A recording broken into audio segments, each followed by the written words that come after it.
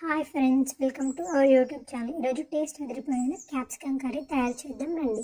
ముందుగా కావాల్సిన పదార్థాలు క్యాప్సికమ్, టమాటో, గ్రీన్ చిల్లీ, కరివేపాకు రెబ్బలు, కొత్తిమీర. సో ముందుగా మనం వాటిని నీట్గా శుభ్రం చేసుకొని ఇలా చిన్న చిన్నగా కట్ చేసుకోవాలి. లోపల ఉన్న వాటిని తీసేసి చిన్న చిన్న క్యూబ్స్గా కట్ చేసుకుంటే మనకు కర్రీ అనేది తొందరగా ఉడికిపోతుంది. టమాటాలను కూడా చాలా చిన్న చిన్నగా కట్ చేసుకుంటే టమాటాలు తొందరగా ఉడికిపోతాయి. ఇలా అన్నీ కట్ చేసుకున్న తర్వాత ఒక ప్లేట్లోకి అమర్చుకోవాలి.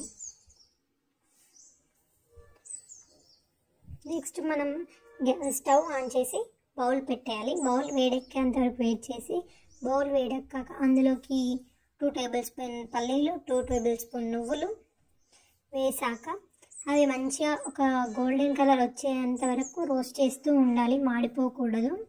మళ్ళీ మనం ఇష్టం ఎక్కువనైనా తీసుకోవచ్చు, తక్కువనైనా తీసుకోవచ్చు, పర్లేదు. క్వాంటిటీ అనేది అవసరం లేదు. ఇలా రోస్ట్ చేసి గోల్డెన్ కలర్ వచ్చేంత వరకు వెయిట్ చేసిన తర్వాత 2 టేబుల్ స్పూన్ ధనియాలు వేయాలి. వేసాక అది కూడా రోస్ట్ అయ్యేంత వరకు వెయిట్ చేసి ఆ రోస్ట్ చేసిన దాన్ని చల్లార్చి పక్కన పెట్టి చల్లార్చిన తర్వాత మిక్సీ జార్లో వేసి, మనం చేసేది మసాలా కర్రీ కాబట్టి అందులో మనం కొన్ని మసాలాకు సంబంధించిన దాల్చిన చెక్క, యాలకులు, లవంగాలు వేయాలి. సో మనం మిశ్రమాన్ని ఫ్రెష్గా తయారు చేసుకుంటే కర్రీ టేస్ట్ అనేది బాగుంటుంది కాబట్టి నేను ఎప్పుడు ఫ్రెష్గానే తయారు చేసుకుంటా. సో అందులోకి నేను ఒక 5-6 వెల్లుల్లి రెబ్బలు వేస్తున్నా. అల్లం ఉంటే అల్లం వేయండి. ముందుగా మనం కడుక్కున్న చింతపండుని 5-6 రెబ్బలు వేసేయండి. వేసి మిశ్రమాన్ని మంచిగా మిక్సీ పట్టండి పేస్ట్ లాగా. అందులో మరికొన్ని వాటర్ యాడ్ చేసి కూడా పేస్ట్లా మంచిగా చేయండి. అలా పేస్ట్ అయిపోయిన తర్వాత మళ్ళీ స్టవ్ ఆన్ చేసి బౌల్ పెట్టి బౌల్ వేడేంత వరకు వెయిట్ చేసిన తర్వాత ఒక 2-3 టేబుల్ స్పూన్ ఆయిల్ వేయండి. ఆయిల్ వేడయ్యాక అందులోకి పోపు దినుసులు వేయండి. జీలకర్ర, ఆవాలు, శనగపప్పు, మినప్పప్పు వేయండి. బాగా అవి రోస్ట్ అయ్యే వరకు కలుపుతూ ఉండండి.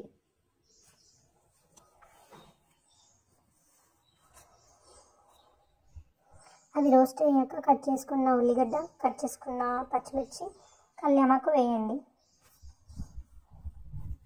ఆ ఆయిల్లో మంచిగా ఫ్రై అయ్యేంత వరకు కలుపుతూ ఉండండి. ఫ్రై అయ్యాక ఇలా గోల్డ్ కలర్ వచ్చే వరకు ఉంచండి.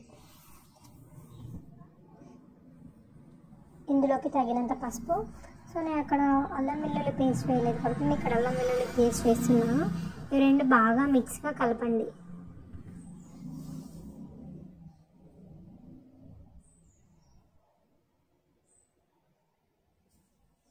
ఇలా రెండు బాగా మిక్స్ అయ్యేంత వరకు కలిపిన తర్వాత ఇందులోకి మనం కట్ చేసుకున్న క్యాప్సికమ్, టమాటో ముక్కలు వేసి రెండు బాగా ఆయిల్ పట్టేంత వరకు కలుపుతూ ఉండండి.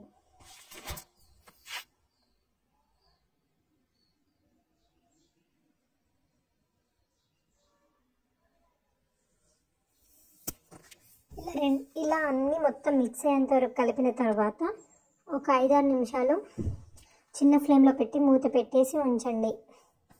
5-6 నిమిషాల తర్వాత మళ్ళీ మూత తీసి అలానే ఒక చిన్న ఫ్లేమ్లో పెట్టి 1 మినిట్ అలా కలిపిన తర్వాత తగినంత కారం, తగినంత ఉప్పు వేయండి. మేము కారం ఎక్కువ తింటామని చెప్పి మేము 3 టేబుల్ స్పూన్ కారం, 2 టేబుల్ స్పూన్ సాల్ట్ వేసాను. అవి రెండు వేసిన తర్వాత కారం, ఉప్పు మిక్స్ అయ్యేంత వరకు కలపండి. అలా కలిపిన తర్వాత 2-3 మినిట్స్ అలానే ఉంచండి. అలా ఉంచిన తర్వాత మనం ముందుగా మిశ్రమాన్ని పేస్ట్ చేసుకున్న దాన్ని వేసుకొని మరికొన్ని వాటర్ యాడ్ చేసి వేసుకుంటే మనకు కొంచెం గ్రేవీ అనేది వస్తుంది.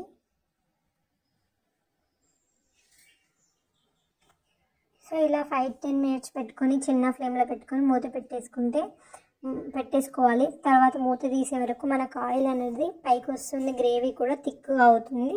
సో మన క్యాప్సికమ్ కర్రీ రెడీ. మీకు కొత్తిమీర అవైలబుల్ ఉంటే కొత్తిమీర వేయండి. టేస్ట్ అయితే చాలా బాగుందండి. చేశాక కామెంట్ చేయండి.